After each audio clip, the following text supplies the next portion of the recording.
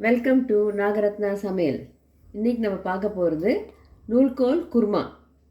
தேவையான பொருட்கள்: நூல்கோல் நெருக்கியது, வெங்காயம், தக்காளி, மிளகாத்தூள், மஞ்சத்தூள், உப்பு தேவையான அளவு, இஞ்சி பூண்டு பேஸ்ட், தேங்காய், உடைச்ச கடலை, கொத்தமல்லி. இப்போ சமைக்கலாம். குக்கரை போட்டுக்கோங்க. அடுப்பில் பற்ற வச்சுட்டு எண்ணெய் 1 டீஸ்பூன் போகிறோம். எண்ணெய் நல்லா இப்படி ஸ்ப்ரெட் பண்ணி விட்டுருங்க. வெங்காயம்லாம் போடணும் பிடிக்காமல் இருக்கிறதுக்கு. எண்ணெய் காஞ்சிடுச்சு. ஸ்பைசஸ் எல்லாம் எதுவுமே கிடையாது, வெறும் வெங்காயம், தக்காளி,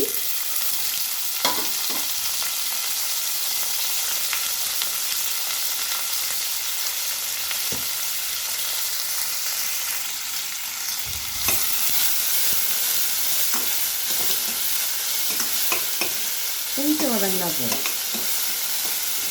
இப்போ நூல்கோலை போட்டுருங்க. அது நல்லா மிக்ஸ் பண்ணிக்கோங்க. எல்லாமே 1 செகண்ட் வதங்கினா போதும். ரொம்ப வதங்கினா உங்களுக்கு டேஸ்ட்டு போயிடும். இப்போ இஞ்சி பூண்டு பேஸ்ட்,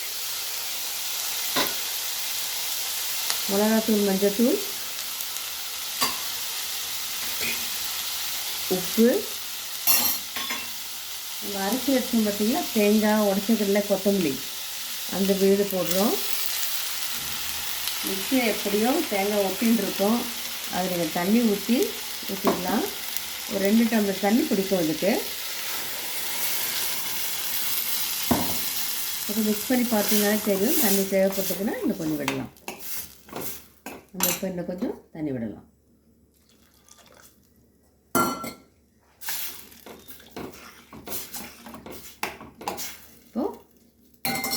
மூடி போட்டு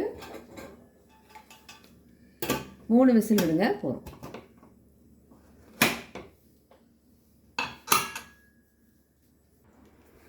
இப்போ நம்ம குக்கர் திறக்கலாமா? வாவ், எப்படி இருக்கு பாருங்க குருமா.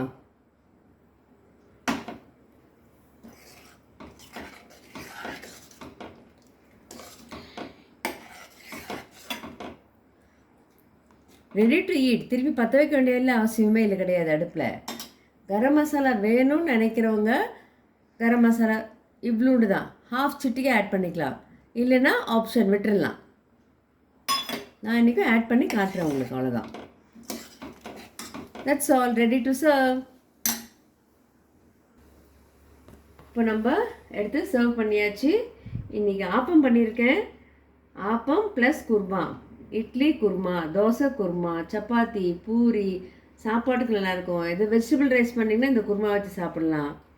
ஸோ என்ஜாய் பண்ணுங்கள், ரிலீஸ் பண்ணுங்கள், லைக் பண்ணுங்கள், சப்ஸ்கிரைப் பண்ணுங்கள். நாகரத்னா சமையலுக்கு தேங்க்யூ.